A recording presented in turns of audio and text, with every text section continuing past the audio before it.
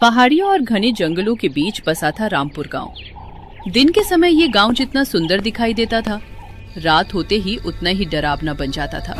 सूरज ढलने के बाद गांव की गलियां खाली हो जाती थी। लोग अपने दरवाजे बंद कर लेते थे। उस गांव में पिछले 3 साल से एक भी शादी नहीं हुई थी। इसका कारण कोई बीमारी या गरीबी नहीं, बल्कि एक ऐसा खौफनाक रहस्य था जिसका नाम सुनते ही गांव वालों की रूह कांप जाती थी। लोगों का कहना था कि हर नई दुल्हन की डोली में एक चुड़ैल आकर बैठ जाती है। एक रात गांव का मुखिया हरिराम कुछ लोगों के साथ चौपाल पर बैठा था। 3 साल में 4 दुल्हनें गायब हो चुकी हैं। हमने जंगल, नदी और पुराने कुएं तक हर जगह खोज लिया, लेकिन किसी का कोई निशान नहीं मिला। अब आसपास के गांव वाले रामपुर में अपनी बेटी की शादी करने के लिए तैयार नहीं हैं। मुखिया जी, मेरा बेटा राघव शहर से वापस आने वाला है। उसने वहीं की एक लड़की गौरी से शादी कर ली है। वह कल उसे लेकर गांव पहुंच जाएगा। मैंने उसे कई बार मना किया, लेकिन वह इस चुड़ैल की बात पर विश्वास ही नहीं करता। तुमने उसे गांव की सीमा के बारे में बताया था? सब कुछ बताया था, मगर उसका कहना है कि दुल्हनों को किसी इंसान ने गायब किया होगा। वह इस रहस्य का पता लगा कर ही रहेगा। पीपल के पेड़ की दिशा से पायल की धीमी आवाज आने लगी। सभी लोग डर कर पीछे हट गए। अंधेरे में किसी औरत की फुसफुसाहट सुनाई दी। रामपुर में फिर से डोली आने वाली है। इस बार दुल्हन के साथ दूल्हा भी वापस नहीं जाएगा। अगले ही पल तेज हवा चली और वो आवाज गायब हो गई। अगली शाम राघव अपनी नई दुल्हन गौरी के साथ गांव की तरफ आ रहा था। पुरानी परंपरा के अनुसार गौरी को गांव से कुछ दूरी पहले एक सजी हुई डोली में बैठाया गया। डोली उठाने वाले लोग गांव की सीमा तक आए, लेकिन वहां पहुंचकर रुक गए। तुम लोग रुक क्यों गए? हमारा घर यहाँ से थोड़ी ही दूर है। हम गांव की सीमा के अंदर डोली लेकर नहीं जाएंगे। पिछली 4 डोलियां यहीं से गायब हुई थी। ये कहते ही सभी लोग डोली वहीं छोड़कर भाग गए। राघव, यहाँ का माहौल बहुत अजीब लग रहा है। इतनी शाम को भी रास्ते पर कोई दिखाई नहीं दे रहा। हमें सुबह तक बाहर ही रुक जाना चाहिए। डरो मत गौरी, ये सब गांव वालों का वहम है। मैं खुद डोली लेकर चलूंगा, तुम्हें कुछ नहीं होगा। लेकिन जैसे ही वो गांव की सीमा के अंदर पहुंची, अचानक उसका वजन कई गुना बढ़ गया। अंदर बैठी गौरी को अपने बराबर में किसी के सांस लेने की आवाज सुनाई दी। डोली के दूसरे कोने में लाल कपड़े पहनी एक औरत सिर झुकाकर बैठी थी। कौन हो तुम? मेरी डोली में कैसे आई? उसकी त्वचा पूरी तरह सफेद थी। तुम्हारी जगह लेने आई हूँ। गौरी जोर से चीखी। राघव, डोली के अंदर कोई है। लेकिन अंदर गौरी के अलावा कोई नहीं था। नहीं, मैंने उसे देखा है। वो लाल कपड़ों में मेरे पास बैठी थी। उसने कहा कि वो मेरी जगह लेने आई है। तभी डोली के पीछे से किसी औरत के हंसने की आवाज आई। राघव ने पलट कर देखा, लेकिन रास्ता खाली था। वो गौरी को डोली से बाहर निकालकर जल्दी जल्दी अपने घर की तरफ चल पड़ा। घर पहुंचने पर कमला ने गौरी का स्वागत किया।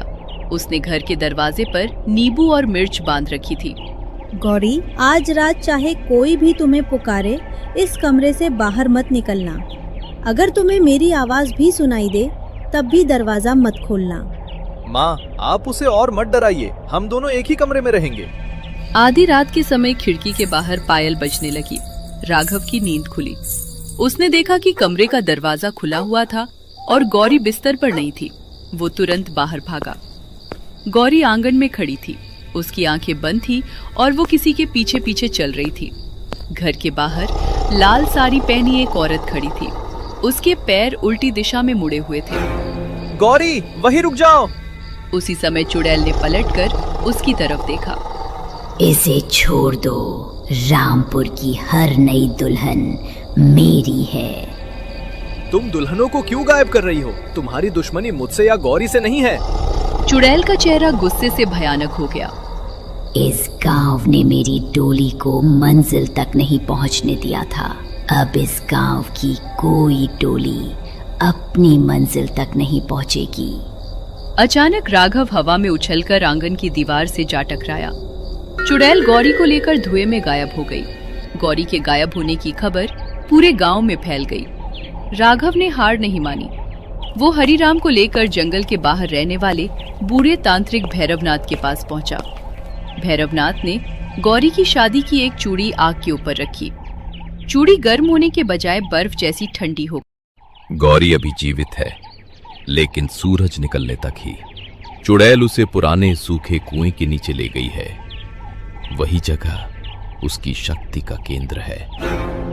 वो दुल्हनों को ही क्यों उठाती है? भैरवनाथ ने हरिराम की तरफ देखा। इस सवाल का जवाब मुखिया के पास है। हरिराम का चेहरा पीला पड़ गया। आज से लगभग 25 साल पहले चंद्रिका नाम की एक लड़की की शादी रामपुर में होने वाली थी। वो दूसरे गांव से डोली में बैठकर यहाँ आई थी, मगर मेरे पिता उस शादी के खिलाफ थे। क्यों? चंद्रिका गरीब परिवार से थी और उसके पास देने के लिए दहेज नहीं था। मेरे पिता ने गांव की सीमा पर उसकी डोली रुकवा दी, उसके गहने छीन लिए और लोगों से कहा कि उसे वापस जंगल में छोड़ा। लेकिन उस रात जंगल में तेज बारिश आई। चंद्रिका की डोली पुराने कुएं के पास पलट गई। मदद मांगते मांगते वो उसी कुएं में गिर गई। गांव वालों ने सच्चाई छिपा दी। उसकी लाश तक बाहर नहीं निकाली गई। मेरे पिता ने चंद्रिका के गहने हमारे घर की पुरानी कोठरी में छिपा दिए थे। मुझे ये बात उनकी मृत्यु के बाद पता चली। मैं डर के कारण आज तक चुप रहा। आपकी चुप्पी की वजह से 4 निर्दोष दुल्हनें गायब हो गईं। अगर गौरी को कुछ हुआ तो मैं आपको कभी माफ नहीं करूंगा। चंद्रिका को केवल मंत्रों से नहीं हराया जा सकता। उसके साथ अन्याय हुआ है। उसकी आत्मा को मुक्ति देने के लिए उसके गहने और उसकी हड्डियां एक साथ अग्नि को सौंपनी होंगी, मगर ये सब सूरज निकलने से पहले करना होगा। हरिराम अपनी कोठरी से चंद्रिका के पुराने गहनों का संदूक लेकर आया। राघव, हरिराम और भैरवनाथ जंगल के पुराने कुएं की तरफ निकल पड़े। कुएं के पास पहुंचते ही उन्हें 4 पुरानी डोलियां दिखाई दी। हर डोली के अंदर एक दुल्हन की मिट्टी की मूर्ति रखी थी। बीच में गौरी बेहोश पड़ी थी। चंद्रिका उसके चारों तरफ सिंदूर से गोल घेरा बना रही थी। जैसे ही ये घेरा पूरा होगा, इसकी सांसें रुक जाएंगी और ये भी हमेशा के लिए मेरी डोली में कैद हो जाएगी। राघव गौरी की तरफ बढ़ा, लेकिन जमीन के अंदर से कई जले हुए हाथ निकले और उसके पैरों को पकड़ लिया। भैरवनाथ ने मंत्र पढ़ते हुए जमीन पर पवित्र राख फेंकी। सारे हाथ पीछे हट गए। हरिराम गहनों का संदूक लेकर चंद्रिका के सामने आया। चंद्रिका, तुम्हारे साथ जो हुआ वो पाप था। मेरे पिता ने तुम्हारे गहने छीने और गांव वालों ने तुम्हें मरने के लिए छोड़ दिया। उनकी गलती छिपाकर मैंने भी बहुत बड़ा अपराध किया है। आज मैं पूरे गांव के सामने सच स्वीकार करूंगा। सच स्वीकार करने से मेरा जीवन वापस नहीं आएगा। चंद्रिका ने चीखते हुए हरिराम की गर्दन पकड़ ली। राघव ने मौका देखकर गौरी को घेरे से बाहर खींच लिया। भैरवनाथ ने कुएं में जलती हुई मशाल फेंकी। नीचे पड़ी चंद्रिका की हड्डियां दिखाई देने लगी। राघव, जल्दी से उसके गहने कुएं में डाल दो। राघव ने संदूक उठाया, लेकिन चंद्रिका ने उसे हवा में रोक लिया। इन गहनों के साथ मेरी शक्ति भी जल जाएगी। मैं किसी को ऐसा नहीं करने दूंगी। गौरी को होश आ गया। उसने पास पड़ी डोली का बांस उठाकर चंद्रिका को पीछे धकेल दिया। तुम्हारे साथ अन्याय इस गांव के कुछ लोगों ने किया था, लेकिन तुम निर्दोष दुल्हनों की जान लेकर खुद भी उन्हीं जैसी बन रही हो। तुम्हें न्याय चाहिए या निर्दोष लोगों से बदला?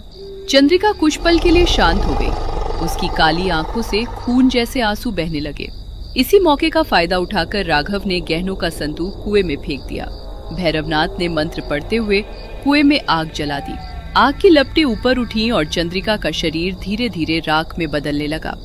मेरी कहानी गांव के हर इंसान को बताना, ताकि किसी दूसरी दुल्हन को दहेज या गरीबी के कारण अपनी जान न देनी पड़े।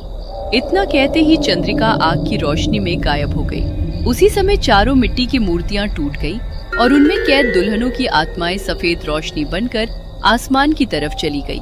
अगली सुबह हरिराम ने पूरे गांव के सामने चंद्रिका के साथ हुए अन्याय का सच स्वीकार किया। पुराने कुएं के पास उसकी याद में एक छोटा मंदिर बनवाया गया। गांव वालों ने फैसला किया कि रामपुर में कभी किसी लड़की से दहेज नहीं मांगा जाएगा। राघव और गौरी ने दोबारा गृह प्रवेश किया।